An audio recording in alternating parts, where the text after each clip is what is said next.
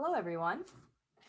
My name is Tiff, and I am a certified professional dog trainer, and I am also the behavior manager at the Humane Society of Western Montana. If you are new, welcome. If you've been following our live streams, welcome back. We are so happy to be presenting these free live streams for you all, and we hope that you have been finding these topics fun and educational and helpful for your relationship with your dog. Tonight's topic is how to teach your dog to fetch.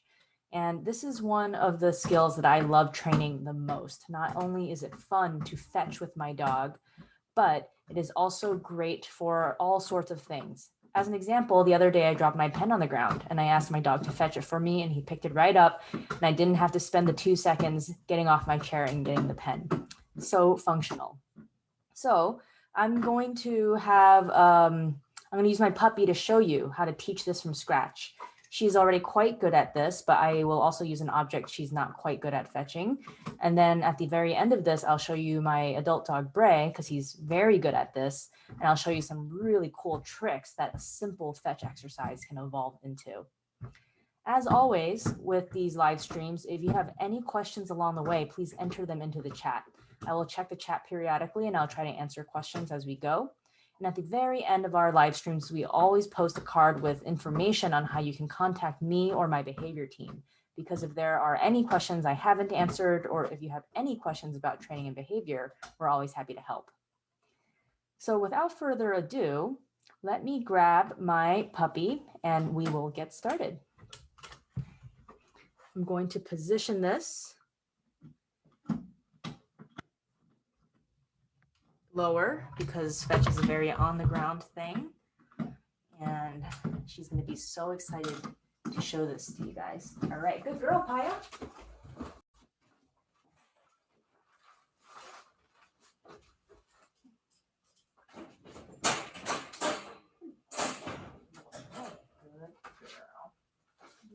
So good. Are you ready to show off? So let's see if she wants to play. She just woke up from a nap. But let's see if she'll do this with me. Get it. Bring it. Good girl. Get it. Get it. Bring it. Girl, what a good puppy. And just for you guys, if you guys haven't seen my puppy live streams before, the reason she is on leash is I have another dog at home. He's over there. And although Paya is really good, just if she starts wandering, then at least I can't, then she can't completely get away. The leash is completely unnecessary for training fetch. All right. So let me get an object that she's not so good at fetching, maybe this bone here, right? I've discovered with my puppy, she is much better at fetching soft little things, and she's great with balls and such, not as good with the big things. So as an example, if I tossed this, get it. Can I bring it? See, she's kind of, she's mouthing it. Oh, the bone's a little off screen. But she's not really bringing it to me the same way she did the teddy bear. So I'm going to use the bone as my demo object.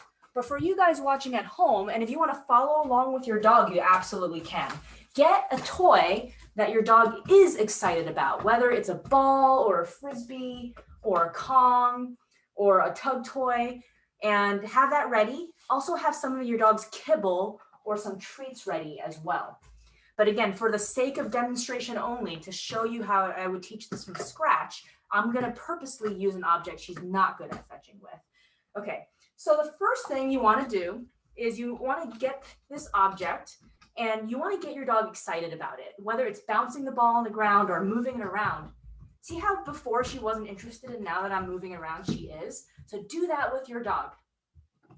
And the moment your dog puts their mouth on it, even briefly, mark and reward the behavior. If you're new to training, what that means is say good. The moment your dog puts their mouth on the toy and be ready to give them one little treat when they do what you want. So here's an example. I'm moving this around. Good. The moment she puts her mouth on it, I'm going to say good and give her a treat. Let's do this together a few times and with you and you with your dogs, and I'll do it with her. So I'm trying to get her excited about this object.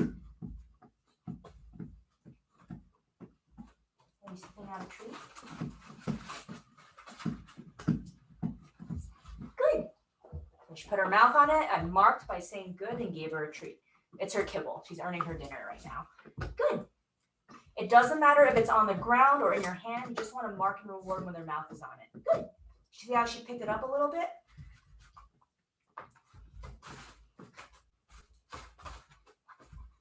Good. Good. What is that? I got it. Good. What great chomping you're doing. Good. Excellent. Well, puppies are mouthy. So if you're starting with a puppy, this is really, really easy. If you have a dog at home that's not very interested in putting their mouths on anything, definitely bookmark this video. But you probably need a step even before this that I would be happy to help you with if you just email me. Okay. So another thing that can help is, well, there are lots of things that can help, but when your dog is consistently putting their mouth on it, you do want to somehow get it from your hand to the ground. So I've been holding it in my hand. Good. And I've been marking and rewarding this mouthing behavior. Now I want to get the object to the ground and see if she can continue putting her mouth on it. Good. So, good. Every time she mouths it, I'm going to give her a treat. Yeah. Good. Good. See how she picked it up a little bit? Probably needs to chew on it. But think about how much of fetch is just a dog putting their mouths on something and moving it. We haven't talked about moving it in the direction of you yet. We're just starting at this simple step. Good. She put her mouth on it again. See how she picked it up a little bit? Good. Wow. Did you see her pick it up? You're doing such a great job. Yeah. Good. See that? So that's what your dog is going to start doing. She might be moving a little faster because she can fetch certain things. Good. And she's probably generalizing it to this bone or learning that the same rules that apply to the teddy bear apply to this bone. Moving it around. Good. Notice I'm not throwing it yet, right? A lot of people start by throwing the object. Good. And hoping that when their dog chases it, because throwing things makes it interesting because it moves. But once the dog has the object, but they're super far away, then you have a lot of space for your dog to actually make mistakes, get bored, lose track. That's why we want to focus on the step of them having it in their mouths right in front of you. Because imagine the chain of fetch, right? You throw it, they get it, they pick it up, they carry it back to you. That last step is where they have it in their mouths and drop it in front of you. And this is exactly what we're reinforcing first. I can get really deep into training theory, but in a nutshell, what we're doing is back chaining. We are starting from the last step in the behavior pattern. We're strengthening it, and I'm going to show you how this is actually going to make fetch easier down the line. So I'm just going to reward a few more times. Good. So she's mouthing it on the ground. Good. Good. Excellent.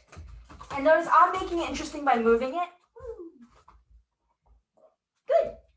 And this is what works for her. Maybe for your dog, it's this. Maybe you're using a tug toy. You just want to move it in a way that's interesting for your dog. I figured my puppy out. You really need to figure it out. Yeah. Oh, you're going to bite my face. Okay. So when you are at this step, what you should see is clear interest in the object and a little bit of lifting. So you see how earlier she was lifting it up a little bit? I'm going to pause right here and say everything that we're doing, your dog's not going to learn fetch in a day if they're not already okay at fetching in other ways. So I'm fast forwarding here, but please feel free to review this video at any time so that you can build day to day to day. And do not be discouraged if your dog does not get everything in one day. Like I said, she already knows how to fetch to some degree. Okay, so now when your dog gets the thing in their mouth, even briefly, you want to put it just a little further away. And one thing that can help is if you move backwards as they pick it up. I'm seeing if she picks it up. She might just want to start chewing on it, in which I'll switch to a different object. Well, did you see how she moved it just a little bit to me? I like that. Good. Okay, did you see how she kind of nudged it towards me? It's very small, but I want to make sure to mark by saying good that moment that she does that. So did you see how she kind of moved it towards me a little bit? That counts. It might not look like it counts, but that absolutely counts. So I'm not throwing it yet, but I'm making it exciting because I want her to get it with her mouth. And when she gets it, I'm going to just slightly move back. Good. And do you see how she's carrying it to me? How often do we do this? Like dog has the ball in the mouth. How often do we go like this? Come on, bring it here. Bring it here. Right? And what we're doing is we're encouraging our dogs to run further with it because they like to be chased. Instead, when she has a toy, by moving back, I'm saying chase me. And she's going to be really excited to bring the object to me instead. So here, I'm going to repeat what I just did. So I'm going to put the object on the ground and make a motion that's makes it exciting for her. And then when she gets it in her mouth, notice I'm not moving until she gets it into her mouth. I'm going to move backwards a little bit.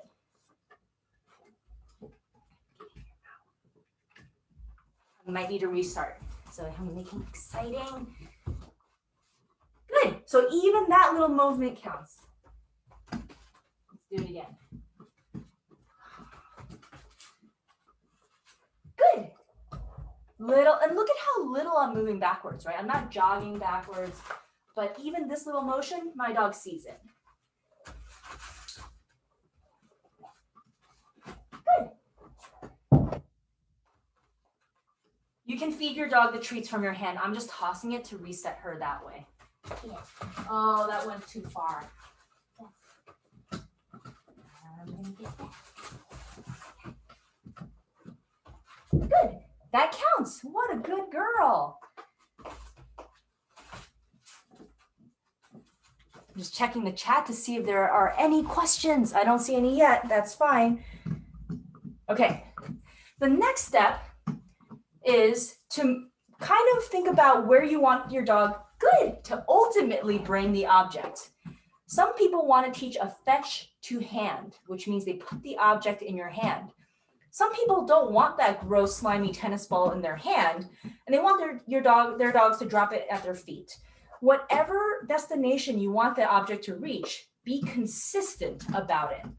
And you need to be fair to your dog too. Right now, she was just learning this and she didn't put it in my hand, and that's what I want. I can't just wait for that before rewarding her because the chances of her getting it right on the first try are low. So I want to get her to get it as close to my hand as possible. If I want her to drop it at my feet, I want to watch for how close she gets, but still reward her for as close as she gets it. So let me do this a few times. And now what you're noticing is how close she gets it to my hand, which is where, let's say I want her to fetch it to. Notice I'm still not tossing it, right? I'm just making it exciting right in front of me. Good. Oh, she got it in my hand. You are so smart. Get it. Oh, I tossed it. Notice she didn't bring it too close. And let's say she drops it there. Good. I'm still going to reward her because even though she didn't get it in my hand, look at how she brought it forward. And that's fetch, bringing it forward, right? Good. So that was close to my hand. I am going to reward that. Remember, when you reward something that's close to what you want, you're encouraging your dog to try harder.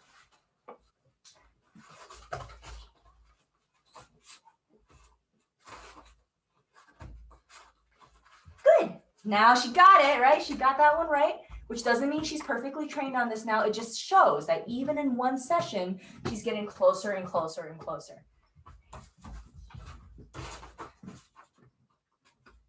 Good. Wow, 2 for 2. Let's see if we can get 3 for 3.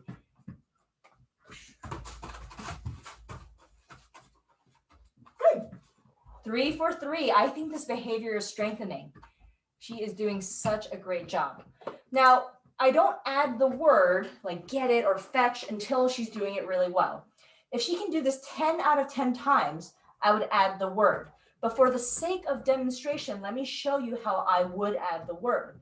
I would do it by saying the word like get it and then doing the motions that I did before. Get it. Bring it. Good. Awesome. I actually separate get it and bring it. You don't need to do that. You can just do this. Let me just simplify for the sake of video.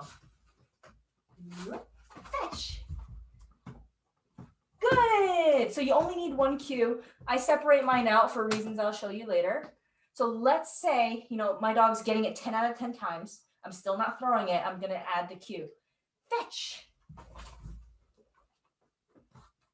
Good. Get it. Get the treat. Now the treat that I tossed. All right, you just say the word, but your actions are exactly the same as what you have been doing. Fetch. Good, you're getting so good at this. Awesome. Now, when your dog is really consistent at this, you want to add the distance of your toss little by little. You don't want to just go from this to 20 feet, but by the time your dog understands the foundations, which is fetch means bring the object close or into the person's hand, the adding distance piece is actually the easiest piece. So let me show you. And again, this is something she's never learned to fetch. She's doing it live on camera right now. So I'm just gonna do it, make it go just a little further than before. I'm not lobbing it across the room. Fetch. Good. All right. Ready? Fetch.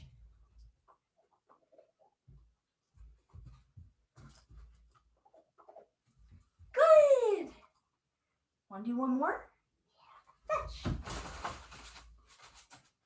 Good. What a good girl. I'm so glad she's making me look good tonight. All right. And then as you can imagine, the more you practice, the further the thing can go. But by the time you're throwing the ball across the field, your dog has already been so reinforced for this step, bringing it to you through back chaining, that their fetch game is going to be so on point. You're not going to have to struggle with the whole, like, bring it here 10 times, asking for them to bring it 10 times, or having to chase them down. So again, if you have any questions, please enter it into the chat. I don't see any yet. I can kind of see the chat from afar, but I'm going to show you how I helped my dog generalize this. Generalization refers to the step where you take one set of skills, like fetching a bone or a ball, and you apply it to many different situations. In my case, applying it to different toys. So I'm going to put this down, and I'm going to see if she can do it with this. Get it. Bring it. Good. And I'm going to see if she can do it with this disc. Get it. Bring it. Good. Oh, you want to tug it, huh? You want to tug it, huh? Which brings me to a great point. If your dog likes tug more than food, reward them with tug. Show them when you bring me the object, I tug with you. And then if your dog doesn't want to drop it, just have two of the same toys so that you can reward them for dropping with the second toy. Yeah, just like that. Get it. Bring it. Good. Another pro tip, if your dog loves the disc as their favorite toy, you can do what I just did, which is when they bring it, treat it like a feeding dish. Yeah. And that can help them learn this even faster. Get it. Good.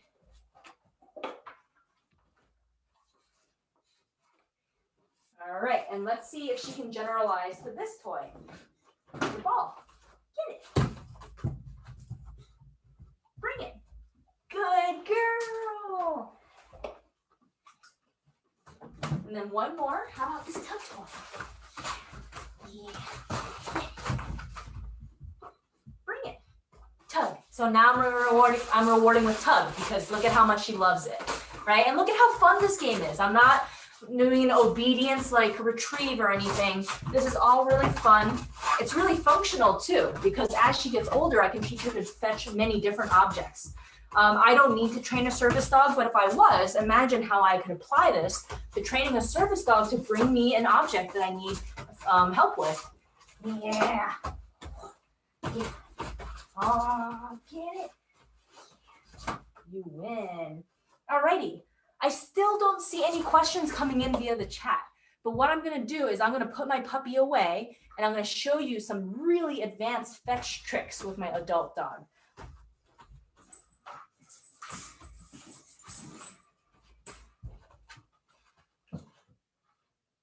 I know you want this. Yeah.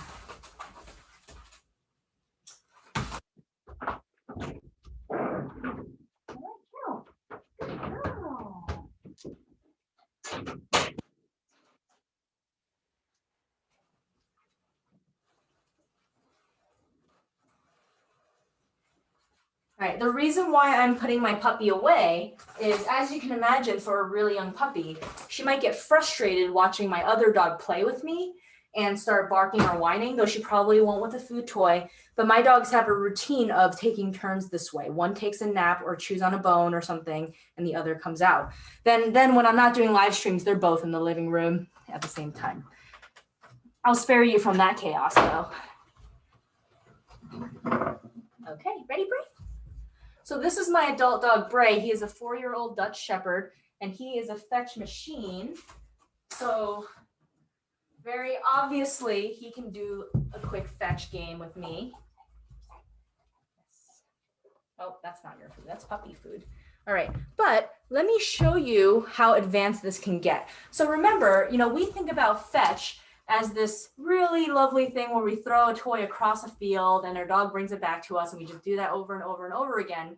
But what it is technically is getting an object and placing it precisely where we want it to be, right? So with the same principles, I've taught my dog to stack rings on a peg.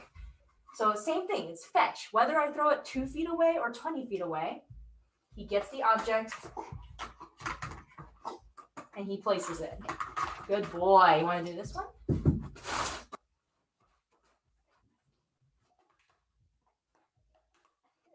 Let me see if I can position myself differently so you can see him do it.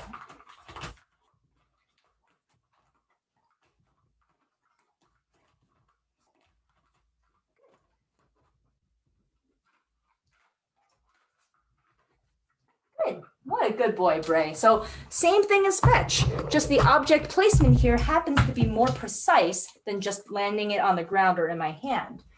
Using the exact same principles, my dog can also do this.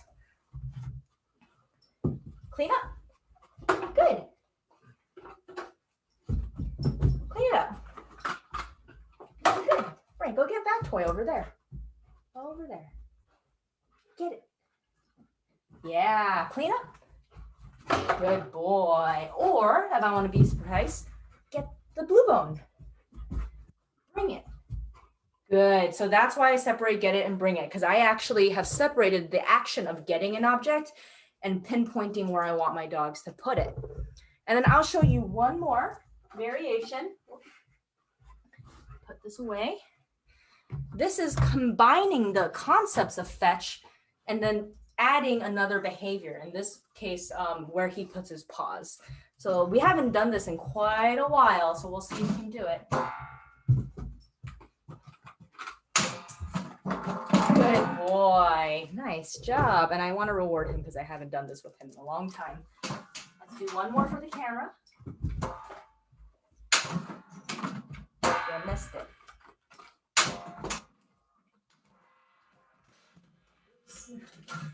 You can tell we haven't worked on this in a while. Yes. All righty. Never a dull moment in my house.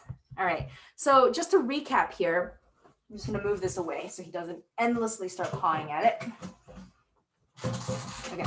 So just to recap, the first thing you want to do is find a toy that your dog is really interested in, whether it's an old, well, I was going to say an old shoe if you're okay with that, but really like a tug toy, a ball, a disc, a bone, and you want to get them excited about it. You want to reward them when they put their mouth on it. Then when they're consistently putting their mouth on it, you want to get that object to the ground and continue rewarding them when they put their mouth on it.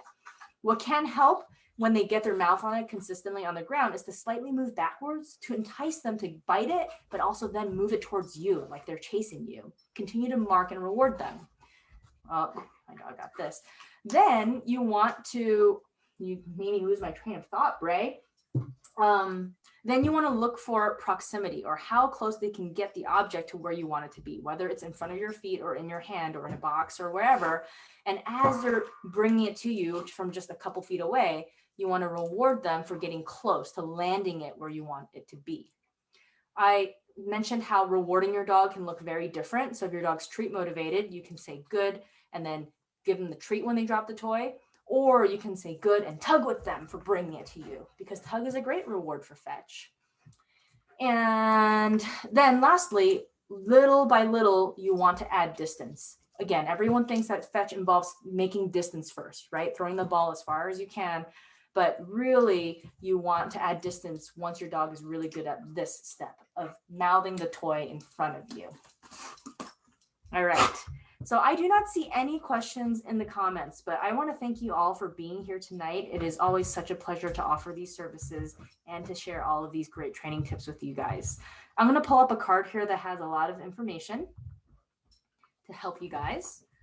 So this contains a lot of information. If you have any questions at all, whether it's training related or whether it's fetch related or related to other training and behavior challenges you might have, please give us a call or email us. I am now seeing that our shelter number isn't on here, but honestly, email is always better. Email behavior@myhswm.org.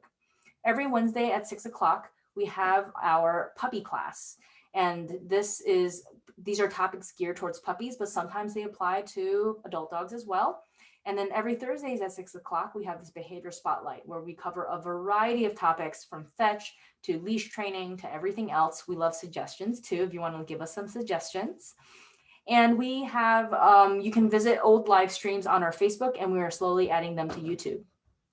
The last thing I want to talk about is if you have an adult dog at home right now and they're good with puppies, I want to show you something. I'm just going to stop the screen share. I'm going to pull something else up. We have a program called Puppy Matchmaker. Oh, is that coming up? Sorry, my computer is being a little finicky here. And I want to share this with you guys. All right, here we go. Puppy Matchmaker. This is geared towards puppies 8 to 16 weeks of age. But if you have an adult dog that you know is good with puppies, here's what you can do. Go to our website, which is myhswm.org, click on training and behavior, and you're going to see a form called Mentor Dog Form. What this does is if you fill out that form, I will send you this free 1-hour puppy socialization course. And even if your dog is not a puppy, there are resources with that includes so many things, checklists, information, body language videos to learn more about dog introductions. And then what you can do is your dog can be signed up to be a mentor dog. And what this involves is puppy owners can contact you for a quick meet and greet, all on your terms. You can tell me how many puppies you want to mentor and so on and so forth. And not only is this really fun to see your dog interact with a puppy that's new to the world, but you are really strengthening the behavioral health of dogs in our community. Our puppy owners are our neighbors. If our dogs the puppies in our neighborhood, in our community grow up to be fearful or aggressive with dogs, that's something we can actually help prevent by using our well-socialized, vaccinated adult dogs to act as mentors for puppies. So again, if you have an adult dog at home that you know is pretty good with puppies, you just fill out a form and let us take care of the rest. And we would love for your dogs to be mentors for this generation of puppies and beyond. All right, that is all I have for you guys today. Thank you so much again for tuning in, and be in touch with us. Hopefully we'll see you at our next live stream. Have a good night.